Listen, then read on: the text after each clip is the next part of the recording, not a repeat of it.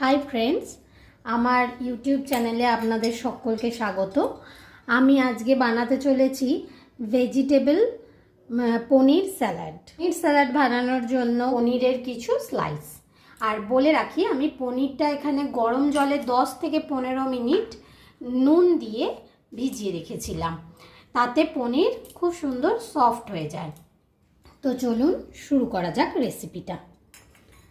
আমি প্রথমে একটা বাউল নিচ্ছি, তার ভেতরে আমি আস্তে আস্তে সমস্ত ইনগ্রিডিয়েন্টসগুলো অ্যাড করছি। আমার ভিজিয়ে রাখা ছোলাটা দিয়ে দিলাম আর পনিরের স্লাইসগুলো অ্যাড করে দিলাম। এবার আমি এতে আস্তে ধীরে ধীরে ভেজিটেবলসগুলো অ্যাড করছি। ক্যাপসিকাম কুচি, টমেটো কুচি, অল্প কুচিয়ে রাখা কুকুম্বার, কুচিয়ে রাখা অনিয়ন আর কোরিয়েন্ডার লিফ।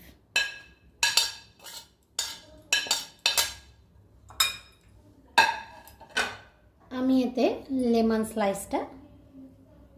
জুসটা অ্যাড করে দিলাম। এবার আমি ধীরে ধীরে এতে টেবিল সল্ট, আমার ঘরে বানানো ভাজা মশলা, চাট মশলা, গোলমরিচের গুঁড়ো আর 2 টেবিল স্পুন অলিভ অয়েল।